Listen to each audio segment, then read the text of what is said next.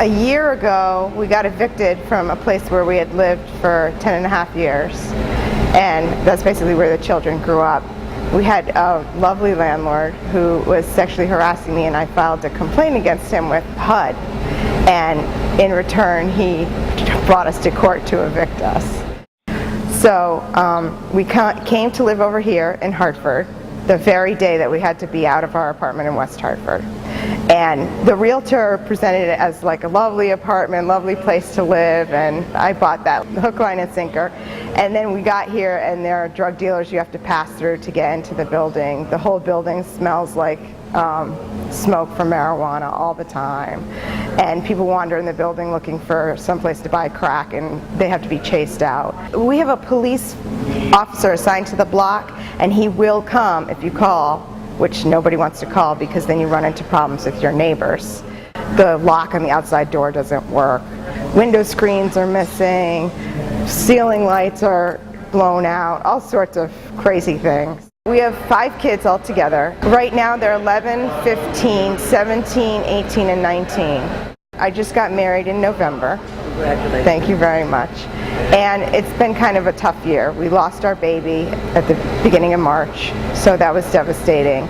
And I've tried a number of different medications because I have bipolar disorder, post-traumatic stress disorder, because I was a victim of domestic violence for a number of years. I would be thrown down the stairs, dragged by my hair. I was beaten when I was pregnant, and they said, there's nothing we can do. The baby will live or die. Thank God she lived. Raising the 3 of them under the umbrella of being a domestic violence victim. That's why I have post-traumatic stress disorder.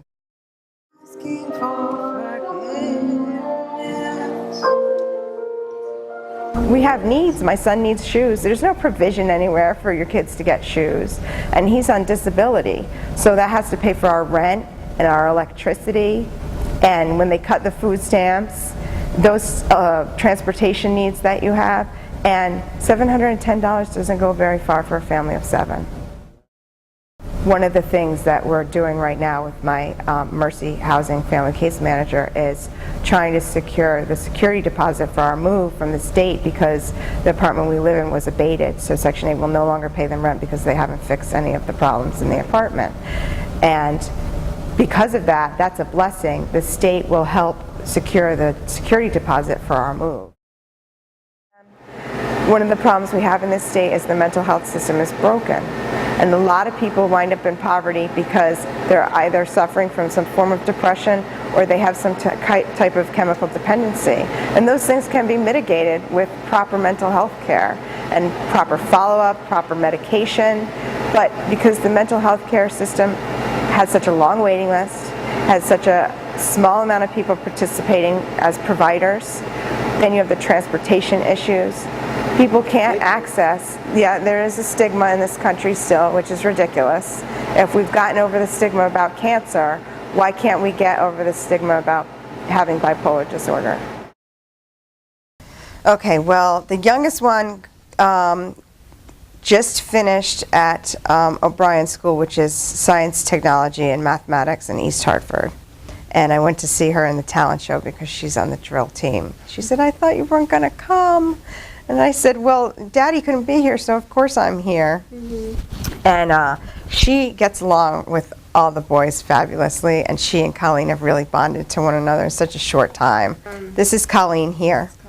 And she used to be in the obese category, and last summer she and I went to the gym all the time, and then she started really looking at what she was eating and got rid of some soda and some other kind of things that she shouldn't have been eating, and now she looks fantastic. And everybody says she looks like a different person. She is a very gorgeous child, which is why we have to keep a close eye on her, because we live in a dangerous neighborhood, and even when she walks to school in the morning, the guys at the construction site are like, hey, how you doing? I'm like, you just keep walking and do not say a word to them. She's like, I know, Mom. But we don't let her out of the house without somebody. Keith is going to be a rich businessman and lawyer, and he's going to buy Mommy a house with security, and I am banking on that.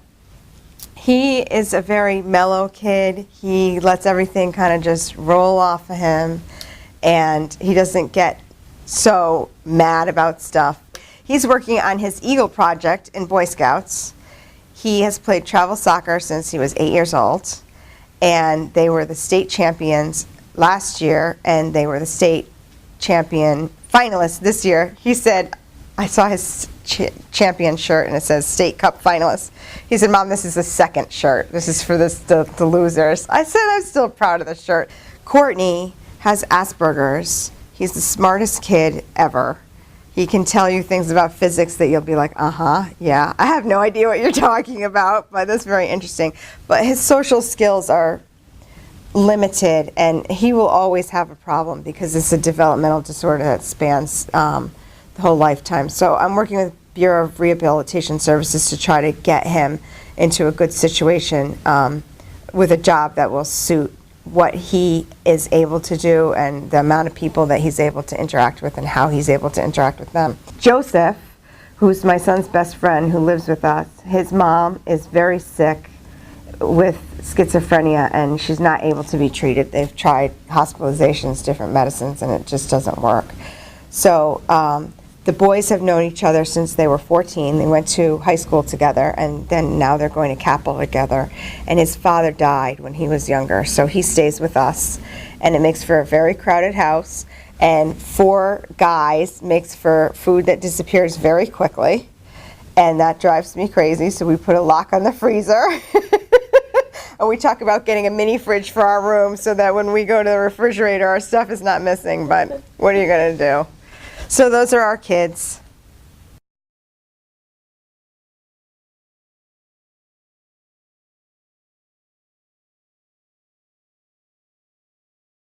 I recently graduated in May from the Getting Ahead program. Thank you.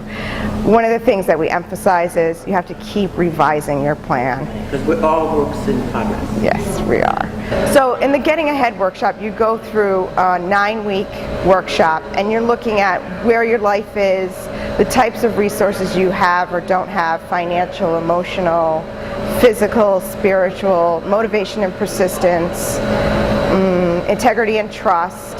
So in the workshop, you examine what your resources are, and then you examine where your life is now, how negative relationships might be impacting your life, and that you need to set those aside. You look at building assets. You look at building bridges with other people that might be able to help you find a job or have a connection to education that you might need to pursue to better your life and hopefully get out of poverty.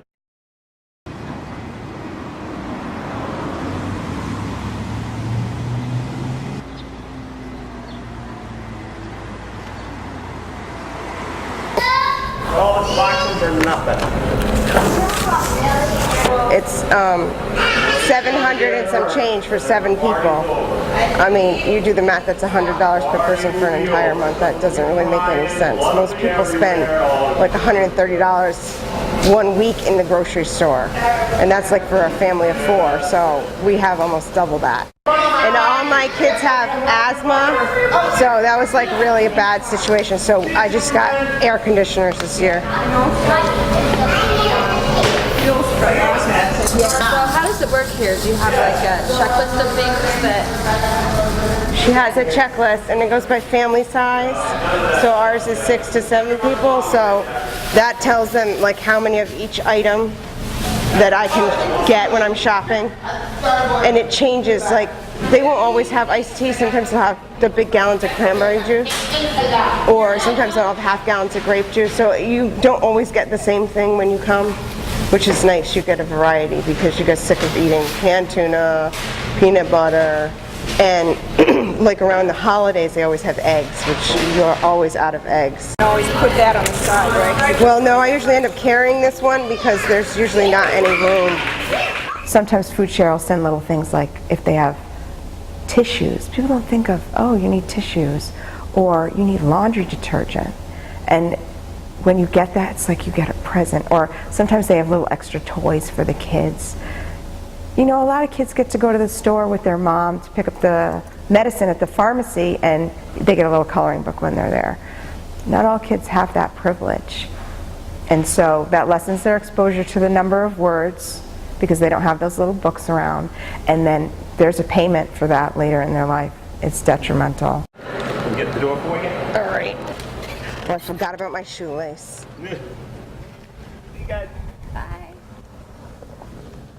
People think folks in poverty are dirty, lazy, unmotivated, stupid, and those things are not true. People have problems in their lives and they need help sometimes to, get over them.